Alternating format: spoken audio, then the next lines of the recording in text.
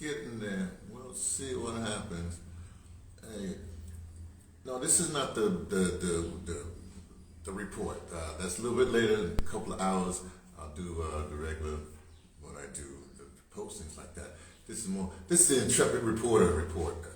That's what I should do. It's an Intrepid Reporter reporting on things that have been happening, and then there's the commentary, the tea tirade, whatever that, that's all structured. We'll talk about that later. But right now, it's kind of the last 24 hours. Maybe I should do the last 24 hours. What's been happening? It's kind of interesting. As you may or may not know, I'm on a healing mission up here in Oroville, India, and I'm on a healing mission because of my body. I got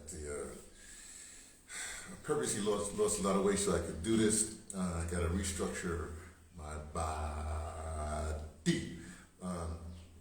There's how do you say, my whole structure needs to be restructured. I said that, didn't I? Anyway, I'm on a healing mission, but it's been the last 24 hours have been really interesting. Let me see. I'll start with the morning. I woke up, I usually wake up early, and for some reason last night I went to bed about 10, something like that. Usually I only do 4 hours of sleep, and it's like intense in my REM sleep. But then after I automatically wake up, and usually I just chill. You can call it meditation, whatever it is. And then I try to get back. Then I maybe a couple hours, maybe mess around on the internet or something like that. Then I go back to sleep. That's what I do. Then maybe not go back to sleep. Things happen, and then usually I take an afternoon nap. Somehow I rest most of the day. I can have my rest. In fact, I just had my afternoon nap early, which usually lasts about an hour. And so it's almost 2 o'clock now in India, and usually I nap somewhere between 2 and 3 for an hour, right? But it just got altered. But let me tell you what's been happening. Woo! Well, yesterday I had, actually the day before yesterday, I had lunch, had a meal with Elena. Elena I've known for, when I came here 20 years ago, 20 years ago, when I came to Oroville, India, I did a bunch of things, and one of the things I did a play. Anyway, she was a very young girl at the time. I think she witnessed the play. Somehow when I came back last year, I was out there in front of the Blue Basket place where you get food, and she rolled up. She says, "Anthony J. Sloan," I'm like, "Oh, okay," and blah blah blah. She started talking, and she had a child with her and stuff like that. And so that was last year. So I was about to leave, so I said, "Well, you're not done." Anyway, I said, "I'm coming back." Well, finally we did. So I came back, So we went to this place called the Organic Collective, and it was really good. I like it. I eat healthy. One thing that people get all these movements with all this stuff with the organic, and it's like, you know how they do. Something happens, and all of a sudden everybody jumps on it, and then they get certified things organic. Boom! All of a sudden everything's organic. My grandma told me to eat healthy. If you can, that's what it is. So anyway, so I realized that Elena, she's an Orovillian. Well, she's from Ethiopia, but she's been in Oroville this long, and so she knows. So I came, I called. I said, "Look, she knows everything about Oroville. Let's put it that way. All the things. So I knew I was going to do this healing thing. I did it last year. I came to continue my healing thing. So I called this year. I said, "Look, I'm looking for some gems, I said, gems, some stones, and where can I do it?" Anyway, so at some particular point, she said, "Oh yeah," I called her I asked her, and she came, and she said, "There's a shop, right up from where we had lunch, where we ate, and just basically a few shops up. And it turns out I know where the shop is. It's like off the main road. The main road, Orville, it comes all the way up and then makes this turn. It goes and then goes to like Orville Bakery, another turn. But before you make this turn, there's a street that goes through to the call it village that's in the back, right? Which, interestingly enough, is where Malcolm, where the father of a child, he lives right there. I just walked past that because I was hanging out with Malcolm the other day, and because he's American African, he's black, and he's like the only, again, he's the only, black person, American, African in Oroville, right? And we was out, in fact, it's 24 hours. We had he does a reading at the library, and so I was there with him like that. So get my way around. So I said, well, I need to get this thing. So I went and visited the guy yesterday, and he said it's beautiful. He does jewelry. It's like a beautiful shop. And we talked. He said that he's pulling some stuff out, and because I don't want jewelry. I didn't want jewelry. I didn't want anything polished stone and stuff like that. I needed some healing.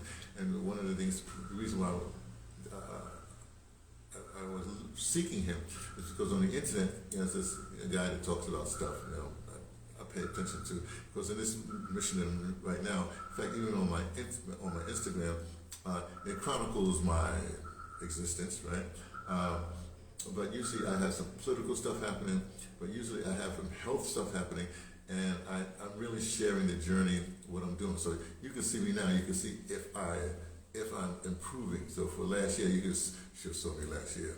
Oh man, like I say, I look like Quasimodo, or for if you want a black reference, look like Uncle Ruckus. You know what I mean? The Bell's palsy came down, and man, my face was all messed up. The thing was down. It was terrible. Right? But if you go back even in these posts, and you can see how I looked a year ago, and you can see the progress like that, which is kind of interesting. People will give you advice in books and stuff like that, but those people you can just look at my Instagram, and I don't know, all the advice, all the stuff that I'm going through, it's like a living book, very, very slick, right? Well, not slick, but very interesting. So today I said, okay, good, I'm going. My healer, he said, well, he wanted to see me yesterday. Anyway, he told me, hey, can I come at 11? Usually I come at like 9 in the morning. I come at 11. Okay, so I figured out that what I'll do is I'll come because I want to go to the Organic Cafe and I want to get this gem guy. So I said, well, I'll come. I go to the gem guy, go to the Organic Collective, get a morning meal, and then I can go to my healer at 11. Or fix it real nice. Now the thing about the Organic Cafe is that it's new, but they're all organic, all locally sourced and everything like that. And I'm up here looking for, say, hey, I just found out, because, I follow Yaki Awakens, and, he's a fruitarian. I call him a fruitarian, let's put it that way. And so for the last year I've been, which is why I'm trying to lose a lot. I lost a lot of weight. But he advocates that you have fruit in the morning before midday, and then what happens after that? Hey, there she is, Chem 3. I'm going through this whole thing. It's going to be long, but this is not the regular post. The regular post is the whole thing, and we're going to talk about the world and the Donald. That's going to be later. This is you'll find out when she's with me. Anyway, so what was that? So this guy was saying that you get these gems, this gem, and it's to open your third eye. I said, oh well, that's how I got. Let me get a gem. Now all these stuff that's happening, I exposed to all this stuff in the 80s. It was really interesting. They used the 80s, all this stuff, isolation tank, virology, whatever you want to say, whatever it is. I went through all these healing modalities, how to sit on the toilet, all this stuff when I was traveling. It's amazing, right? But some of them I implement, take a cold shower, the whole thing, because I was doing capoeira at the time. It was, oh man, so in the 80s, all this stuff that people are getting into now, I hadn't experienced before. Some of them I use, some of them I don't use, how to eat properly. But then now, this past, I guess 3 years, this stuff is just, I'm starting to implement this stuff. Okay. So that's deep into this. So now I'm ready. So I get up and I walk up and of course I have that thing with the dogs and all like that. But the dogs didn't bother me. The dogs must say so much weird thing happened. There's only one dog that really hates me, right? But the rest of the dogs, they just bark, blah blah blah blah. And it's just me. I got that. I got some sort of energy, whatever. In fact, this morning I was wearing my Ogun cap, black, green, a little bit of red, star. Anyway, so I was walking up all the way up to where I was, all the way up the main road. Okay, so I go straight up, so it's about a little before 9, because the guy said anyway, I go straight, he wasn't there yet, I could see it was not open. So I went back to Organic Cafe. Now here's where it starts getting interesting. So I've changed my way, not just fruit in the morning and then, another meal in the afternoon, whatever it is. Because now I got to get my weight, I want to get my weight back, but I have to get the muscle and the rest of stuff, So what another guy said, it makes sense to me. You do a savory meal in the morning, and then, maybe you do a fruit later, and then you have your protein, whatever, later on. So I went to the Organic Collective, and I was going to get a savory meal. Also I'm into the rice, no more, I don't do rice no more. In fact, I made a thing last night where I took dal and lentil, right? Yeah, I was going to say lentil. A lentil and, no, I messed it up. What is the grain? It's not, damn it. Let me look at my thing. That I've been doing. It's no longer do rice. It replaces the rice. Millet, which is kind of interesting too, because there's another guy watching on Instagram, and he was saying like in Africa, the millet was really the grain, right? But now they got rice and corn and everything, and because they got the way they got it, Africa, if they go back to millet, they can control it, but the rice you don't control. Plus, as you may or may not know, they got all kinds of stuff in rice now. The microplastics or all that sort of stuff. Millet, a little different, and it's good, right? So I've been doing millet rather than rice and flour, what do you call that, wheat or whatever it is. Yesterday I did go to Artist Cafe. They didn't have any millet. Yeah, I usually get a millet dosa. They didn't have the millet dosa. They went and got. So they have the regular wheat or whatever it is, dosa. But this place has, so I went and got some millet, and I made a meal last night, ate it like that, and I have a little left over where I'm gonna, I think later on today, we ran out of gas this morning. We'll do whatever we need to do. They're building something, you're gonna hear, so they're building something next door, the big old hotel, and it's gonna have a cafe in the back, whatever it is. They're annoyance to me because they don't know. Because we're coming to the end of January, next month, and it gets really crowded at, what do you call it, in Orville now, because next month, on the 25th, is the mother's birthday. That's when I first came, like 20 years ago, on Mother's birthday. Anyway, so it's a big to do.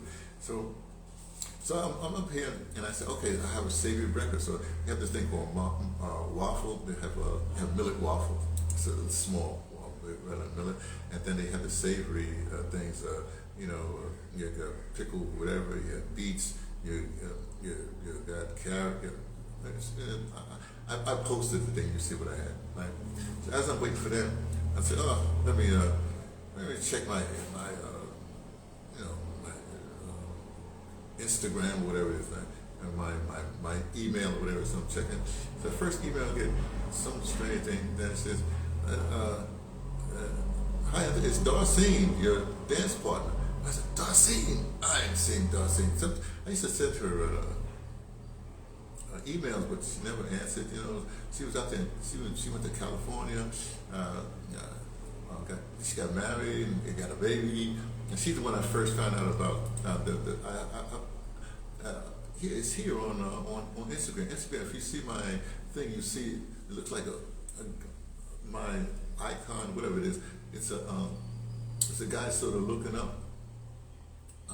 It's like an old guy looking up. It's the cover of a book. It's a book that the Pete Seeger did for children, and it was a book anyway. So, but I was a model for it because in the '80s I was modeling, right? Artist modeling. So anyway, so this book came out, and then she saw it, and she sent me it and said, "Hey, Anthony, I think I saw your picture." Da, da, da. And so that's how I found out. I got the book is out. No, they don't tell artists nothing. So I mean the models or anything. So I went and got the book. My grandnephew get the book. I guess I send the book to people, and so it's an icon. Okay, so then what happens is so she's there. I'm very excited because I think about Darcy every once in a while. She said, "I've been thinking about you. I just want to see the regular email. What are you doing?" So I'm writing back. Oh, hey. Okay. Let me just explain Darcy. This is very interesting. Back in the, I guess it's the 90s really, but the end of the 80s, most of the 80s I spent at WBAI, and also, things like First World Alliance, all kinds of stuff like that. And then in the 90s came, I'm still at BAI, but went to the Shelter, it's a club, a dance club, because I'm a house kitty, and Darcy's a house kitty. And so I had several, the Shelter's an interesting place. I guess it's still, they have Club Shelter now. I don't know where they're located at now, but they were down there in Tribeca at the time, Hubert Street. And there used to be another, it was a great club, Timmy Regisford, like that. In fact, me and Darcy did for the radio, we did a documentary, an audio documentary on the Shelter. And it took place on the dance floor. It's a great documentary. I don't have a copy of that audio documentary, but it exists someplace, right? I guess it might be, somebody might put it on the internet sooner or later to find out about it. So Darcy and I, we did that thing. But she was my main dance partner, right? Now you have to understand me, I can't explain this to you, but I had a lot of whatever. Now I had, my main dance partner for the Shelter was Darcy. And every once in a while, and Darcy's, American African, black, whatever, very amazing person, right? I should say, we're just dance partners.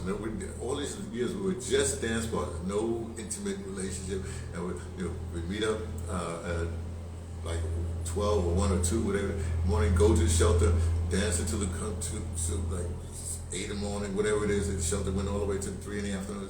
It's an interesting thing. Oh, in the Shelter, it was not, there's no drinking. At certain points, they would bring out oranges or bananas. They would, at one point, I should tell you, it started as a gay dance club, black dance club, because the people were stripped. Don't worry about it.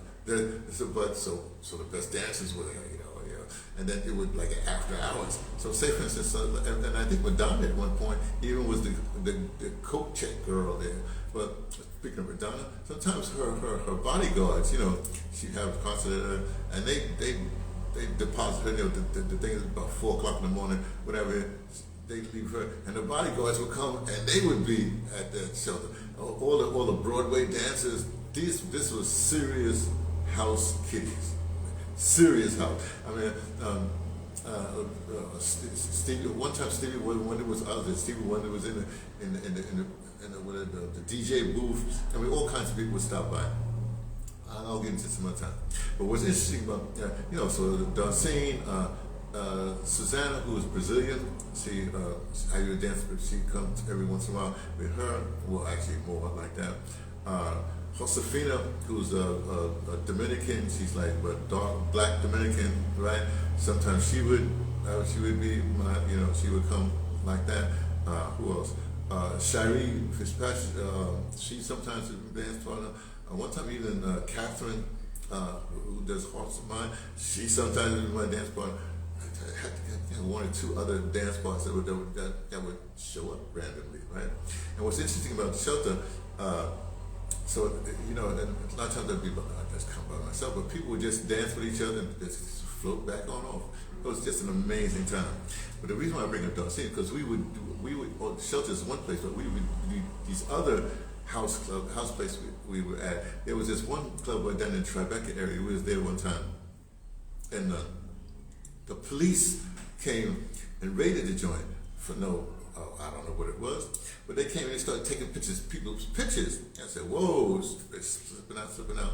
And like, this was very interesting. I think they were just practicing. We'll talk about this some other time. They were just practicing. They were using us, harmless house kitties as the subject, and to build up their dossiers. They're building something next door. These guys are gonna be into that. I don't like that. Trying to block off my way to get to the thing too. No, this is a mess here. Anyway, so we would be at different. There would be different house after house clubs. All over the place, and we would go to each one like that. And again, we dance, and then through then she would, she'd go home, I'd go home. But one time don't worry about that. So we were just really, really great. And even when the shelter moved, and I had my little incident with the sea, right? And she was living in California, and this was like one of the incidents was 2002, right? About 6 months after that, man, I'm such a house kitty, man. I'm in a neck brace. I'm in a neck brace or whatever. And I gotta come to the shelter. There's have a membership card. You can see like that. And so we met there, and literally I could only dance for like 20 minutes. I had to sit back down, rest. This is when they were on it was 42nd, 40 was in Midtown, right by the New York Public Library down that area. So on the roof, that was an interesting situation. So anyway, I was there, and she met me there. So that's how much of a house head I is right now. Oh wait, I'll send this to Darcy if she send me a thing. Hey, look, DJ Spivey. Oh, talk about a house. That's our music. DJ Spivey. When I wake up in the morning, right, and I do stuff at some particular point, I dance in the morning because there's no more clubs I can go to. I'm an old guy too. I don't want to be I want to be the old guy in the club sitting in the corner, it don't work like that. In fact, if I had in my druthers, you say you have a club, I would have, say, come 4 o'clock in the afternoon, right, to about 10 o'clock at night, have old heads, right? And no young people can't come. Old heads, you gotta be over a certain age, I don't know, whatever, maybe 40, 50, something like that. Anyway, you can, and we have our thing right there, and then at 10 o'clock, we all go home. And the young people can come, they're partying over to the next morning right there. That's the club I would have. Anyway, so I'm so happy. So I get this thing, I'm very excited about it. So that happens, and then I go, I'm finished with the savory meal, and I go up to the gem guy, the stone guy, whatever it is, the jeweler, right? Anu, his name is Anu. He's Italian, and his parents came to Oroville. He was like 6 months old, so he's in Oroville. That's what he became a jeweler, and his father was a jeweler too. And his father, in fact, I'll interview him sometime, put him on there. But his father made friends with this other guy that was into stones and stuff, gems and stuff like that, who was an Indian, but he was like a really rich guy, so he did his thing out of passion. So anyway, the father had died, and the son all knew him too. So, and basically gave him all these gems and stuff like that. Okay, now I'll get to what's going on. So here I am. I go visit the cat to buy, because I had seen him the day before and I wanted to buy this particular stone, and so I did, right? And basically, he's a principal person. So, usually they polish him up, you can sell it and stuff like that. But he has a collection like that, and this someone just given to him. So what he's done, he basically gifted me this. I mean, it cost something, but he gifted me this stone. Now, here's where it gets very, very interesting. This pouch here, as you can see, it has the Rasta, lion on the pouch. I've had this pouch for like at least 15 years, right? And it doesn't do anything. I mean, it's my Nuti pouch. But sometimes I used to wear it, then I didn't, and it just had it. It happened to be in the bag I was carrying. So when I got this gem, which I have now put in here, because he gifted it to me. Well, I paid a little money for it, but it's worth a lot more than it is. So this the pouch he gave this thing to me, and and I posted a thing to talk about it. It's a ruby, and this ruby comes from Oroville. They mined it from Oroville. He said, well, it don't look like a ruby because that's what they did. It's the real, whatever, the cat. He explains it to me. It's on the video a little bit, another thing. So, but this ruby, which happens to be my birthstone, is good for blood, for circulation, stuff like that. Which means it would be good for high blood pressure, which is one of the things I'm here for. So, what I can do now, so what you're supposed to do, he explains it to, is at night when you're meditating, you put it on your third chakra, the third chakra for meditation purposes, right? Now, I just write this in my book. I write it in my journal, if you will, but it's also just my book. Now, there's 7 chakras, right? So, the first chakra is the root chakra all the way down. Then you have the sacral. Then you have the solar plexus. So this is basically when you put this on when you're meditating. You put this on your basically between your second and your third chakra. So it'll be like in your sacral chakra or your solar plexus chakra. And now when I put it in my Nuti bag like that, okay, I carry it. I'll be carrying it with me all the time, right? That means that it's closer to my heart chakra. Now ruby is good for the blood, okay? Some blood, circulation of blood like that. So daytime, it'll be closer to my third chakra, the heart chakra. Then you got the throat chakra. Then you got your third eye chakra, like that. Third eye chakra. By the way, just not for nothing. I saw my third eye when I was in Gambia. That's all I say, because I reported on it before. I'll talk about this some other morning. I saw my third eye in Gambia. Also, the month before, I was at Goree Island, where I was almost visiting. It's a long story. It's an amazing story. So I'm not going back to the area where my ancestors, cool. I went through the whole ritual. They tried to grab me. It's amazing, right? So anyway, so you had the third eye, and that's when I was looking for these other stones where you're supposed to put in your hand. I think they're called the lapis. I have here the lapis lazuli. Don't worry, it's a stone. You put it like that, it activates your third eye, right? Then you have the crown, your crown chakra, right? Now here's where it gets interesting. Me personally, see, because you got information. Everybody does it. I say there's 9 chakras. What? Brother, it don't exist. There's thousands and millions or whatever years, and they know what they're talking about. I know they know what they're talking about. But guess what? I know what I'm talking about. I say there's 9 chakras. Okay, so you got your crown chakra. After you go to the chakras, and then you ascend or whatever it is, right? I say number 8 chakra is the back of your brain, the stem of your brain, like that. And the 9th chakra is all the way back down, and it to your. You remember the second chakra is your sacral chakra. Well, it goes here, but all the way in the back, where the nerves are at the end of your spinal column, where your nerves are, that connects. That's the 9th chakra. So it's a complete circle. So the 9th chakra is actually the first chakra. Well, the back of the first chakra, you want to say, is the back of the first chakra.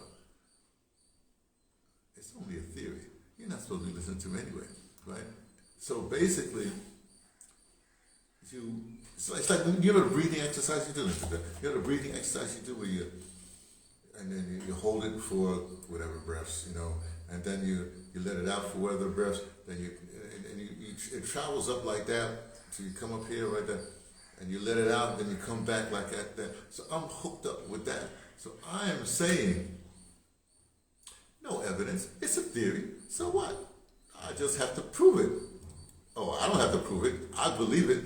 If I believe it, and I conceive it, it exists for me. It's not for you or anybody else.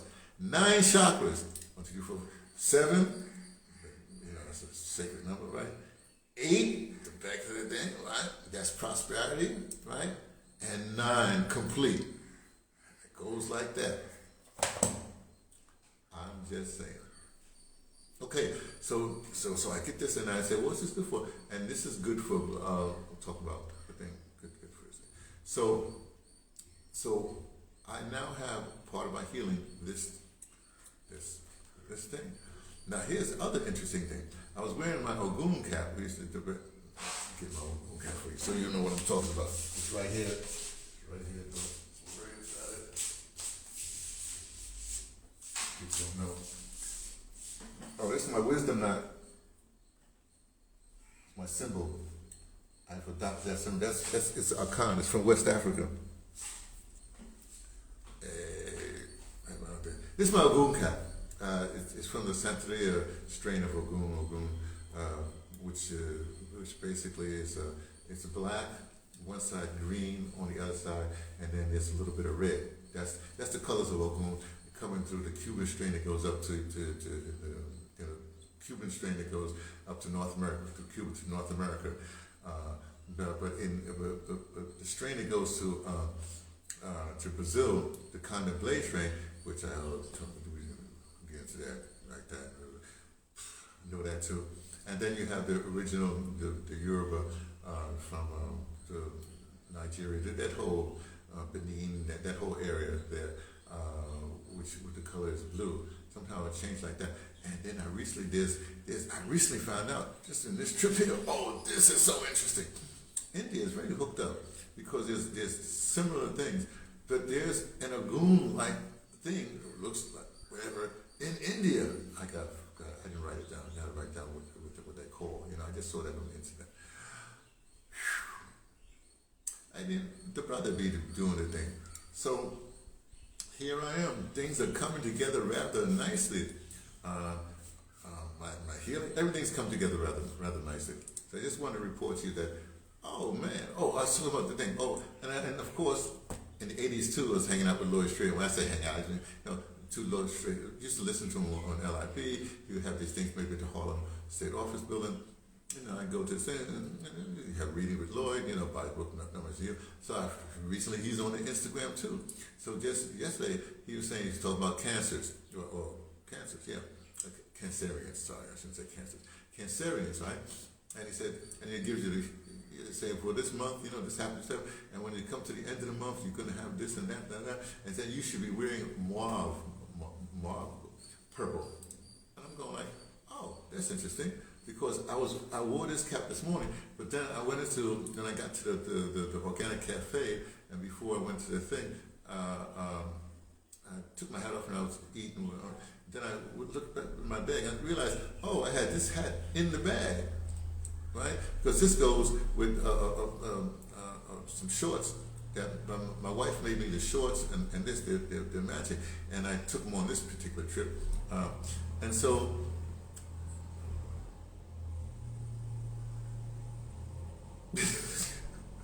so I'm gonna wear this for a couple of weeks. Straight, because I changed the hats like that. So this is for to the end of the month. I'm into the numbers of you getting. So I'm on this course. You know what I mean? I'm listening to the signs as it goes along. When I say listen to the signs, I believe. Shout out to the late Dr. Frederick K. Price. I walk like Christians supposed to walk, by faith, not by sight. And I'm telling you, I don't be thinking, I just be going, this to that, to that. And it's not a conscious thing, I'm just going. Now, if I'm to be healed, in other words, the blood pressure, whatever, then I'm on course. So I'm just telling you that things are going swimmingly well. Take my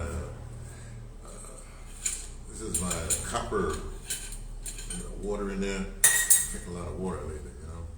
Do that. And of course, I got my coconut water. When I say I got my coconut, there's coconuts. They cut it open right there, and you drink straight up coconut water from the coconut. You know, they ain't mess with that because look, forces are trying to get rid of you as a human being on the planet. What can I tell you? Anyway, I gotta go. Let me drink some water out of my copper thing and talk to you all another time. No, be soon because I gotta do my posting for what's going to happen. I'm going to talk about your fascination with Donald Trump and what you should be doing rather than paying attention to that cat, right, or whoever else. It's really going to be good, I think. Talk to you later. Bye.